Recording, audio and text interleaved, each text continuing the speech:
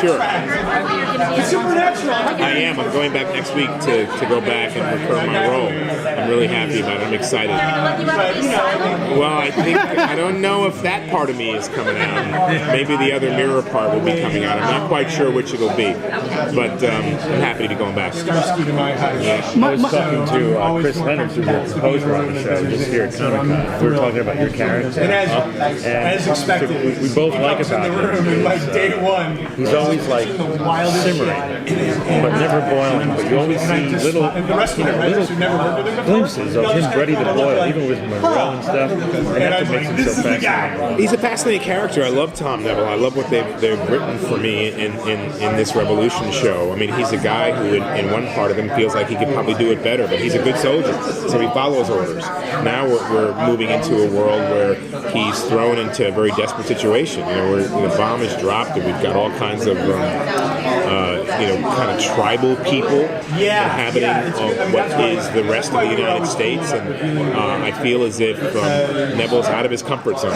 Where we left off, he was very close to being able to be the power, to get the power back on, and to be more powerful himself. And so close he could taste it. And then the disappointment of going into this new season for a guy like Tom is now everything's out of control again. And that's really hard for a soldier to deal with, especially one with vision who has ambition, and maybe his ambitions are that he could be in control of a better world, whereas Monroe was in control of a world that,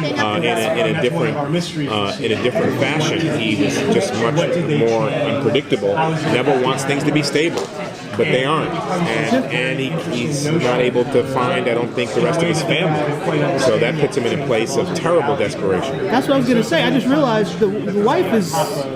You don't know where your wife is right now. So then what are you going to do? Because as far as I can tell, as much as you care about the son, your wife is the love of your life. She's the love of my life, and she's the person that Tom Neville has been. Julia, he's lived for Julia, and to not know if she's safe and she's okay, and to be dealing with a son who doesn't trust him and who's insubordinate is difficult, especially now when he is we have in our new world of revolution, we're in a new state of Texas, and you're going to see how people really live, and so you're going to see how people have been doing it in Europe when they have all-out wars, and in the Middle East, where people wind up in places, tent cities.